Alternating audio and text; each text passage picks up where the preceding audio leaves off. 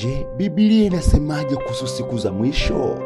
Tunapoangalia dunia ya leo, tunaona mambo mengi yanayotufanya tujiulize, je, tunakaribia mwisho wa dunia? Je, Biblia inasema nini kuhusu siku za mwisho? Leo tuende kuangalia kweli 4 ya Biblia kuhusu siku za mwisho. Na kweli ya 4, huo ndio ushindi wako. Baada ya kujua hii kweli ya 4, wewe utakuwa mshindi kwa habari za siku za mwisho, kwa kuwa utakuwa umeifahamu kwa upana kuhusu sehemu ya siku za mwisho kwa habari wa mjibu wa Biblia. Na kama kabisa ni mara ya kwanza kuangalia video zetu kwenye channel ya Jehovah Media TV Online, usisahau kubonyeza kitufe chekundu yani subscribe, kisha bonyeza alama ya kengele. Hongera sasa na umekuwa miongoni mwa familia ya Jehovah Media TV Online. Tuende kuangalia kweli kuhusu siku za mwisho. Biblia inaeleza. Biblia haikutolewa ili kutuogopesha, bali ili kutuandaa. Mungu anataka watu wake waishi kwa utakatifu, imani na matumaini, wakijua kuwa historia yote iko mikononi mwake. Unaposoma Mathayo sura ya 24:35, anasema kwamba mbingu na nchi zitapita, lakini maneno yangu hayatapita kamwe. Yesu alifundisha kwamba kutakuwa na kipindi kinachoitwa siku za mwisho, ambapo Mungu atatimiza mpango wake wa wokovu na hukumu. Kwa hiyo katika hayo Yesu anaahidi kwa kutumia kweli 4. Twende kuangalia kweli ya kwanza. Siku za mwisho zitaambatana na ishara mbalimbali. Yesu alipoulizwa kuhusu siku za mwisho na nyakati za mwisho, alizidi kuwajibu wanafunzi wake. Maana Yesu aliulizwa kuhusu nyakati na siku za mwisho, alitoa ishara ambazo zingetokea kabla na kurudi kwake. Na katika ahadi hizo au katika ishara hizo ambazo Yesu Kristo alizitoa, tunazipata kwenye Mathayo sura ya 24 ule mstari wa 6 hadi wa 8. Maandiko yanatuambia, nanyi mtasikia habari za vita na matetesi ya vita. Angalieni msitishwe, maana hayo hayana budi kutukia, lakini ule mwisho wake bado. Kwa maana taifa litaondoka kupigana na taifa.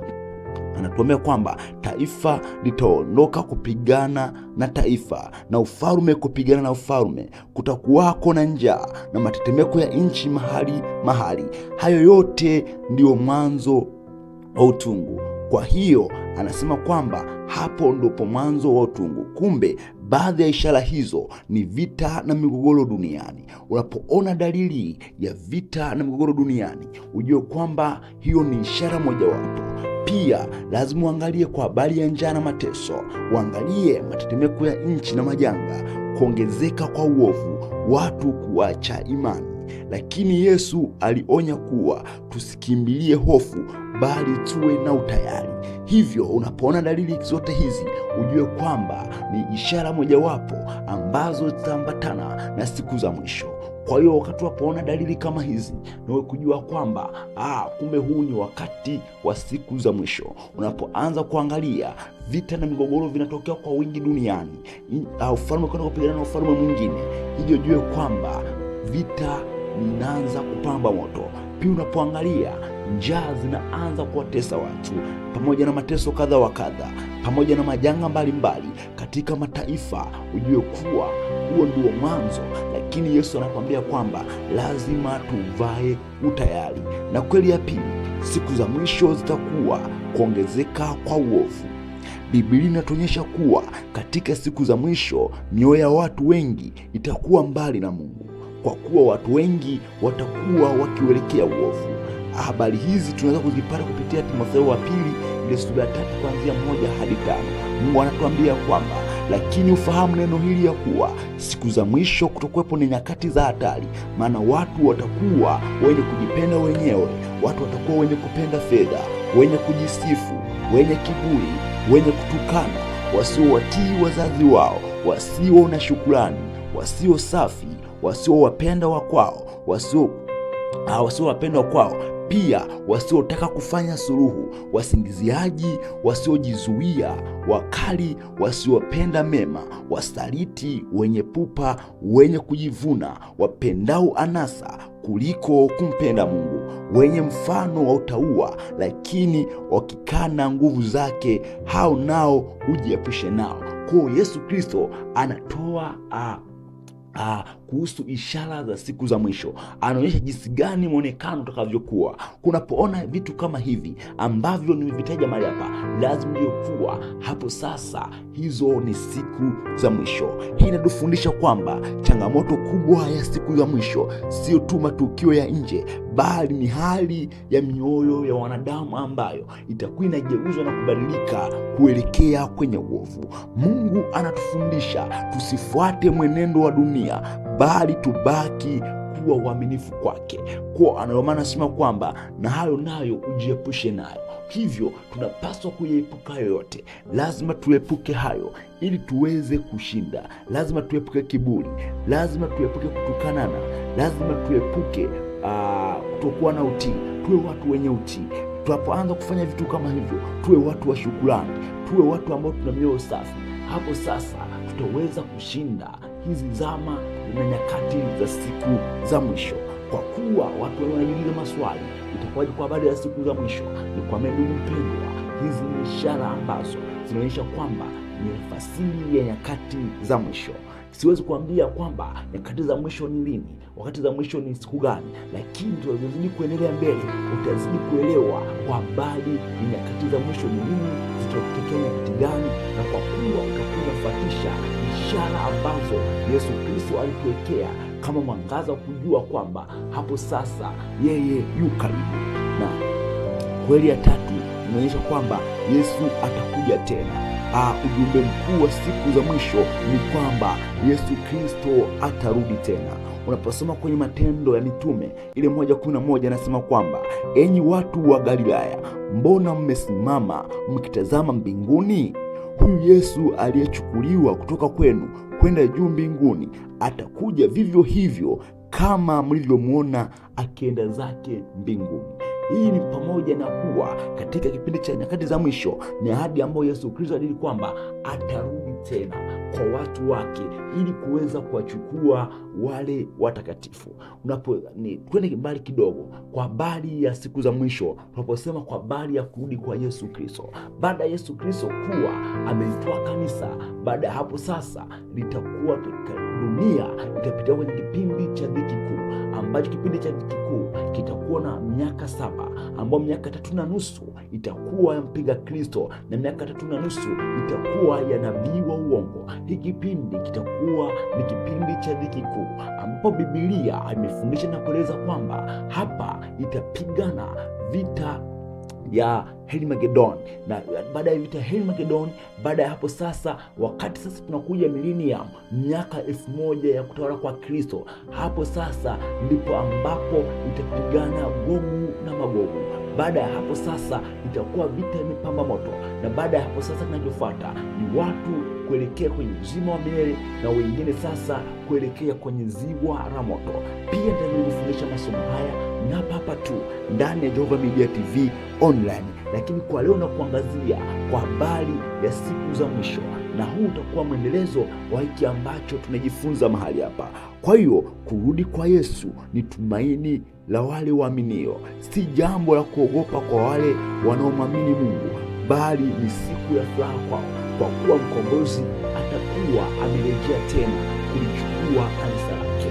Na unaposoma kwenye Yohana 14 kuanzia 2 hadi 3 anasema kwamba nyumbani mwa Baba yangu mna makao mengi, mimi naenda kuandalia mahali, basi ninyi mkienenda naenda kuandalia mahali. Kwa Yesu Kristo alienda kutuandalia mahali. Anasema kwamba msifadhaike mioyoni mwenu, mwamini Mungu, niamini na mimi. Nyumbani mwa Baba yangu mna makao mengi, la sivyo ningaliwaambia. Kwa Yesu wanafunzi wake wanamuuliza, tutajuaje njia? Anaambia kwamba mimi ndimi njia, kweli na uzima. Kumbe ili tuweze kufika kwa Yesu lazima tujue njia sahihi, ambayo njia sahihi ni kupitia Yesu Kristo, ambaye alisema kwamba yeye ndiye kweli na yeye ndiye njia. Kwa hiyo unapomjua Yesu Kristo tayari wewe umejua njia ya kuelekea kwa Mungu. Kwa hiyo usiogope, bali endelea kumtegemea Mungu. Na kweli ya 4 kuhusu siku za mwisho ambayo itakusaidia wewe kuvuka ni kujua neno hili. Je, wakati wa siku za mwisho Wakristo wanapaswa kuishije katika nyakati hizi za siku za mwisho? Hiki ni kitu pekee ambacho kitakusaidia wewe kujua namna ya kuishi na kuweza kufikia ule mwisho mkuu ambao sasa utaingia kwenye uzima wa milele. Biblia haitupi tarehe ya mwisho, bali inatupa namna ya kuishi kipindi cha siku za mwisho. Kitu cha kwanza, kuwa macho kiroho. Naposema kuwa macho kiroho, anasemaje? Anaposema kwenye ile Mathayo 24:42 kwamba basi kesheni, kwa maana hamjui siku gani ambayo atapokuja Bwana wenu. Kwa hiyo cha kwanza, lazima uwe mtu wa kukesha. Naposema kuwa mtu wa kukesha, simaanishi kwamba usiale usingizi, bali uwe ni mtu ambaye uko hai kiroho, ambaye macho yako ya kiroho yanaweza kuona, macho yako ya kiroho yanaweza kufunguka na kuangalia kitu gani ambacho kinaendelea katika ulimwengu wa kiroho. Na pia jambo la pili, kuishi maisha matakatifu. Maana hakuna namna pekee ambayo unaweza kuangalia na kumwona Mungu kama huwezi kuishi kwenye maisha matakatifu. Unaweza kurejea kwenye Petro wa pili 3:11, pale anaonyesha kwa habari ya kuishi maisha matakatifu, kwa kuwa anasema kwamba basi kwa kuwa vitu vyote vitafunuliwa kwa hivyo. Kwa hiyo anasema kwamba ni wapasa ninyi kuwa watu wa tabia gani katika mwenendo mtakatifu na utauwa. Kwa lazima tuishi kwenye mwenendo wa utakatifu na utauwa, huku tukikumbuka kumtanguliza Yesu Kristo katika maisha yetu, na huku tukiishi maisha ya utakatifu.